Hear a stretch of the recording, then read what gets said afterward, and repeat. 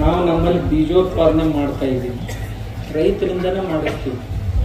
ನಿಮಗೆ ಬೇಕಾಗುವಂಥ ಬೀಜಗಳು ನಾ ಒಂದು 100 ಗ್ರಾಮಗಳನ್ನು ಆತ್ಮನಿರ್ಭರ ಗ್ರಾಮಗಳನ್ನು ಮಾಡೋ ಸಲುವಾಗಿ ದತ್ತಕ್ಕೆ ತಗೊಂಡಿದ್ವಿ. 100 ಹಳ್ಳಿಗಳನ್ನು, ಅವೆಲ್ಲ ಸ್ವಾವಲಂಬಿ ಗ್ರಾಮಗಳಾಗಬೇಕು. ಏನು ಅಂದ್ರೆ ಬೆಳಗಿನ ಟೂತ್ ಪೇಸ್ಟ್ ಹಿಡ್ಕೊಂಡು ರಾತ್ರಿ ಚಾದರ್ ತನೂ ಎಲ್ಲ ಊರಾಗ ತಯಾರು ಮಾಡೋದು, ಊರಾಗ ಬಳಸೋದು. ಅದ್ರೊಳಗೆ ಬೀಜ ಬಂತು, ಗೊಬ್ಬರ ಬಂತು, ಎಲ್ಲ ನಿಮ್ಮೂರಿಗೆ ಒಂದು 10,000 ಟನ್ ಕಂಪೋಸ್ಟ್ ಬೇಕಾಗಿತ್ತು ಅಂದ್ರೆ ಒಂದು 8 ಹುಡುಗರಿಗೆ ಕಂಪೋಸ್ಟ್ ಫ್ಯಾಕ್ಟ್ರಿ ಹಾಕೊಡ್ತೀವಿ ನಾವು. ಅದೇ ಊರಾಗ ಹೆಂಗ್ ತಯಾರು ಮಾಡ್ಬೇಕಂದ್ರೆ ಫ್ಯಾಕ್ಟ್ರಿ ಮಾಡ್ತೀವಿ. ಊರಾಗ ರೈತರಿಗೆ ಅಲ್ಲೇ ಮಾರಾಟ ಮಾಡೋದು. 4 ರೂಪಾಯಿ 5 ರೂಪಾಯಿ ಕಿಲೋ ಕಂಪೋಸ್ಟ್ ಗೊಬ್ಬರ ಮಾರಾಟ ಮಾಡೋದು. ನಿಮ್ಮೂರಿಗೆ ಇಂತಿಂತ ಬೀಜ ಬೇಕು ಅಂತ ಇತ್ತು ಅಂತಂದ್ರೆ ಊರೊಳಗಿನ ಕೆಲವು ರೈತರಿಗೆ ಹೇಳಿ ಆ ರೈತರಿಂದ ಬೀಜೋತ್ಪಾದನೆ ಮಾಡಿಸಿ ಅಲ್ಲೇ ಊರಾಗ ಎಲ್ಲರಿಗೆ ನಂಬರ್ 1 ಬೀಜ ಅಂದ್ರೆ ಅವನ್ನೆಲ್ಲ ಪ್ರೊಸೆಸ್ ಮಾಡಿ ಆ ಬೀಜ ಹೇಗೆ ಮಾರಾಟ ಮಾಡ್ಬೇಕು ಅನ್ನೋದನ್ನ ನಾವು ಅವ್ರಿಗೆ ದೊಡ್ಡ ಕಾಳು ತಕೊಂಡು ಅದಕ್ಕೆ ಬೀಜೋಪಚಾರ ಮಾಡಿ ಹೇಗೆ ರೈತರಿಗೆ ಕೊಟ್ಟು ಅವರ ಈಲ್ಡ್ ಹೆಚ್ಚು ಬರ್ಬೇಕು. ಈಲ್ಡ್ ಅಂದ್ರೆ ಇಳುವರಿ ಹೆಚ್ಚು ಬರುವಂಗ ನಾವು ನಮ್ಮಲ್ಲಿ ಸೋಯಾಬೀನ್ ನಾವು ಏನೂ ಇಲ್ಲ ಅಂದ್ರೆ ಒಂದು ಎಕರೆಕ್ಕ 18 ರಿಂದ 22 ಕ್ವಿಂಟಲ್ ಸೋಯಾಬೀನ್ ತಗೊಂಡ್ವಿ. ಸಾವಯವದೊಳಗ ಕಬ್ಬು 80 ಟನ್ನಿಂದ ಕಬ್ಬು ತಗೊಂಡಿವಿ ನಾವು. ಎಲ್ಲಗಳನ್ನು ಗೋಧಿ 26 ರಿಂದ 28 ಟನ್ ಗೋಧಿ ಅಂದ್ರೆ ಬೀಜ ಅಂತ ತಯಾರು ಮಾಡಿದ್ವಿ ನಾವು. ಬೀಜ ಹೊರಗಿನ ತರಬಾರ್ದು, ರೈತ ಆ ಊರಾಗ ರೈತರ ಕಡೆಯಿಂದ ತಯಾರು ಮಾಡಿಸ್ಕೊಳ್ಳೋದು. ಆಮೇಲೆ ಯಾವ್ದಾದ್ರು ಸಸಿಗಳು ಬೇಕಾಗಿದ್ದು ಅಂತಂದ್ರ ಊರೊಳಗ ನಾವು ಒಳ್ಳೆ ರೈತರ ಮಕ್ಕಳನ್ನ ಹಿಡಿದು ಅವರಿಗೆ ಸಸ್ಯ ವಾಟಿಕೆ ಎಲ್ಲ ತರಬೇತಿಗಳನ್ನು ನೀಡಿ ಊರೊಳಗ ನರ್ಸರಿ ತೆಗಿಲಕ್ ಹಚ್ತೀವಲ್ಲಿ ಆ ರೈತನ ಮನೆಯೊಳಗಿಂದನ ರೈತರ ತಗೋಬೇಕು. ಅವನ್ನೆಲ್ಲ ಎಲ್ಲಿ ಮಾರ್ಕೆಟ್ ಹೋಗ್ಬಾರ್ದು ನಾವು ಏನು ತರ್ಲಿಕ್ಕೆ. ಆ ರೀತಿ ಮಾಡ್ಲಿಕ್ಕೆ ಆಗ್ತೈತಿ. ತಾವು ದಯವಿಟ್ಟು ರೈತರ ಮಕ್ಕಳು ಮನಸ್ಸು ಮಾಡ್ರಿ. ನಿಮ್ಗೆ ಯಾವ್ದು ತರಬೇತಿ ಬೇಕಂತೀರಿ ಅಲ್ಲಿ ನಾವು ತರಬೇತಿ ನಿಮ್ಗೆ ಕೊಡಿಸೋ ವ್ಯವಸ್ಥೆ ಮಾಡ್ತೀವಿ.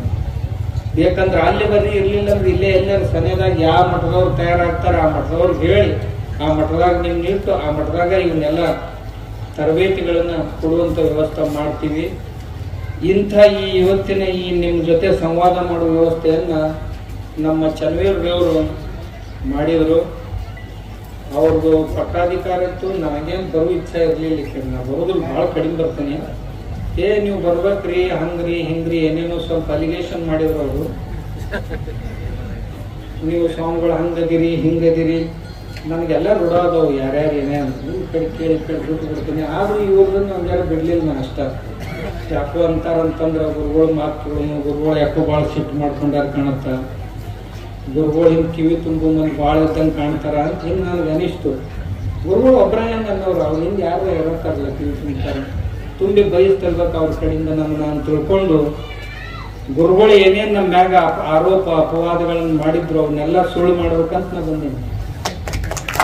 ಅದಕ್ಕೆ ಬರ್ತಿರ್ತೀನಿ ಇಲ್ಲೇ ಸುತ್ತಮುತ್ತ. ಇಲ್ಲೇ ಬಾಗೇವಾಡ್ಯಾಗ ನಮ್ಮ ಮಠ ಆಯ್ತು ಒಂದು ದೊಡ್ಡದು. ಈಗ ಅಲ್ಲಿ ನಾನು ಭಾಳ ಚಂದನ್ ಮಠ ಕಟ್ಟಿ ಬಸವಣ್ಣವ್ರ ಜೀವನವನ್ನೇ ಪೂರ್ತಿಯಾಗಿ ಮ್ಯೂಸಿಯಂನಲ್ಲಿ ಯಾರು ಇವತ್ತಿನವರೆಗೆ ಮಾಡಿಲ್ಲ. ಅದನ್ನ ನಾ ಅಲ್ಲಿ ಮಾಡೋ ಸಲುವಾಗಿ ಒಂದು 25-30 ಸಾವಿರ ಸ್ಕ್ವೇರ್ ಫೀಟ್ನಲ್ಲಿ ಬಸವಣ್ಣವ್ರ ಜೀವನವನ್ನೇ ಮಾಡ್ಬೇಕಂತ ಅಲ್ಲಿ ಮಾಡಕತ್ತೀನಿ. ಆದ್ರೆ ಆ ಗುರುಗಳ ಆರೋಗ್ಯವನ್ನು ನೀವು ಒಟ್ಟ ಈ ಕಡೆ ಬರಂಗಿಲ್ಲ ಅಂತಂದ್ರು. ನಾ ಬಂದೆ ಅಂದ್ರೆ ನಿಮ್ಗೆ ಬ್ಯಾಸರ ಬರ್ತೀನಿ ನೋಡ್ರಿ, ರಜಾರ ಆಗ್ತೀನಿ. ಆದ್ರೂ ಸಹಿತ ಅವ್ರು ಸಾಯಂಕಾಲ ಬರ್ರಿ ಅಂತ ಅವರು ನಮಗ್ ಸಾಯಂಕಾಲ ವೇಳೆ ಇರಂಗಿಲ್ಲ. ನಾವು ಕಾಡಿಸಿದ್ರು, ನಮ್ಮ ಹೆಸರ ಕಾಡಸಿದ್ದೇಶ್ವರ ಸ್ವಾಮಿಗಳು. ಮಂದಿಗೆಲ್ಲ ಯಾವಾಗ ನಾಡ್ ಇರ್ತೈತೆ ಅವಾಗ ನಮ್ಮಲ್ಲಿ ಕಾಡ್ ಇರ್ತೈತಿ. ಅದಕ್ಕ ಹಗಲತ್ತ ಬರ್ತೀನಿ ಮುಂಜಾನೆ. ಎಷ್ಟು ಮಂದಿ ಆಕೈತೆ ಅಷ್ಟು ಮಂದಿನ ಗೂಡ್ ಮಾತಾಡೋಣ ಹೋಗೋಣ ಅಂದ್ರೆ ನೀವು ಯಾವಾಗ ಬರ್ತೀವಿ ಬರ್ರಿ, ಒಟ್ಟ ಬರ್ರಿ ಅಂತ ಕುಂತಾರ ಗುರುಗಳು. ಆ ಗುರುಗಳು ಅವ್ರ ವಿನಂತಿ ಏನಿತ್ತಲ್ಲ ಅದು ಆದೇಶಕ್ಕಿಂತಲೂ ಬಹಳ ಸ್ಟ್ರಾಂಗ್ ಇರ್ತದ. ಬಂದ್ರೆ ಚಲೋ ಇರ್ಲಿಲ್ಲ ಅಂದ್ರೆ ನೋಡ್ಕೋತೀವಿ ನಿಮ್ಮನ್ನ ಅನ್ನುವಂತ ಸ್ಟೈಲ್ನಾಗ ಇರ್ತದ. ಆ ಸ್ಟೈಲ್ನಾಗ ಇರ್ತದ. ಅಂದ ಕೂಡಲೇ ಎಲ್ಲಿಪ್ಪ ಸುಮಾರು ಗುರುಗಳು ಶಾಪ ಕಟ್ಕೊಡುದು ಇರ್ಲಿಲ್ಲ ಅಂದ್ರೆ ಎಷ್ಟು ಮಂದಿಗೆಲ್ಲ ದರ್ಶನ ಮಾಡಕ್ ಆಗ್ತಿತ್ತೇನೆ. ತಮ್ದೆಲ್ಲರೂ ದರ್ಶನ ಆಗ್ತದ್ರಿಂದ ಆದ್ರಿಂದ ಗುರುಗಳಿಗೆ ನಾನು ಹೃತ್ಪೂರ್ವಕ ಧನ್ಯವಾದಗಳನ್ನು ಅರ್ಪಿಸ್ತೀನಿ.